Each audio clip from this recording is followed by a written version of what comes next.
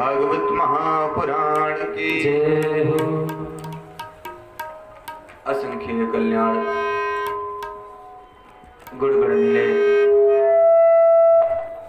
परमानंद कंद चिन्मूर्ति नंद नंदन यशोदानंदन वृषभानुनंदनी श्री राधा रानी की महती कृपा करुणा से श्रीमद्भागवत सप्ताह ज्ञान महायज्ञ के माध्यम से हम सबको सत्संग लाभ की प्राप्ति हो रही है।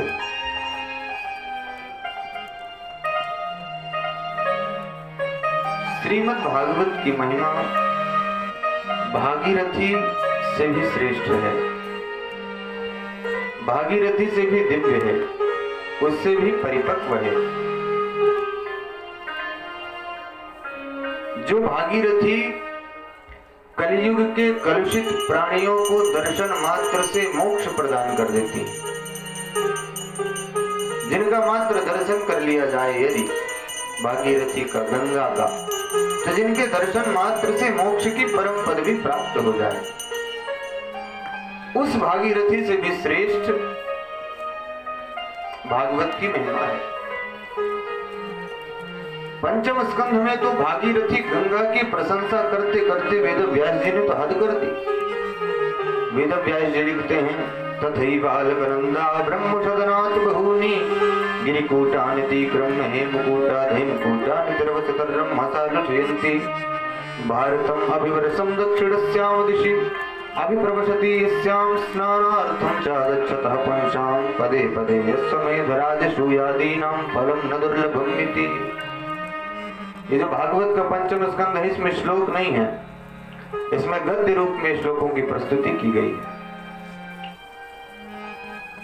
वहां वेद व्यास भगवान गंगा की महिमा गाते हुए लिखते हैं कि मैं गंगा नहाऊं ये बात तो दूर रही, मैं गंगा में स्नान करूं ये बात तो दूर रही, गंगा नहाने का मन में संकल्प लेकर यदि हमने गंगा जी की तरफ एक कदम बढ़ा दिया तो वेद व्यास भगवान लिखते हैं, पदे पदे अश्वमेध राजसूयादि नाम फलम, बढ़ाए गए आपके एक एक कदम पर अश्वमेध और राजसू यज्ञों का फल आपको प्राप्त हो जाता है। ऐसी अद्भुत महिमा है श्री गंगा जी की, ऐसी दिव्य महिमा है श्री गंगा जी की। लेकिन मैं आपसे कहूं कि भागवत की कथा तो गंगा जी से भी दिव्य है। कैसे है मैं बताता हूं आपको। परीक्षित को जिस समय श्राप लगा, 7 दिन में मरने का श्राप,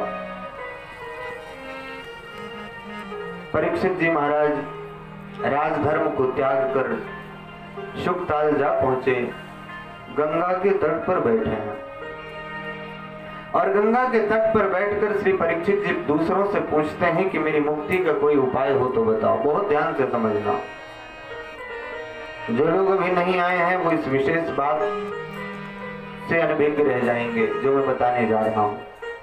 और मैंने तो सोचा था कि यहाँ तो सभी प्रबुद्ध श्रोता हैं, बिना कहे आ जाएंगे। कैसे हैं वो मुझे संदेह होने लगा अब तो। चलो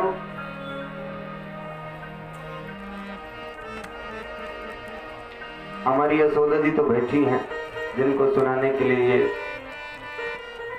बोलो राधे राधे। भागवत की महिमा भागीरथी से भी दिव्य है, भागवत की महिमा उससे भी परिपक्व है। श्री परीक्षित जी महाराज को 7 दिन में मृत्यु का श्राप लगा, शुकताल में गंगा के तट पर विराजमान है। गंगा जी श्री परीक्षित जी को मुक्त कर सकती थी, और कर क्या सकती थी, वो मुक्त करने के लिए ही गंगा जी का अवतरण इस पृथ्वी पर हुआ है। जिस समय मैं कुछ मीमांसा करने की कोशिश कर रहा हूं, मेरी बात को ध्यान से समझना। जिस समय सगर के 60,000 पुत्रों को श्राप लगा, एक ऋषि का, कपिल का,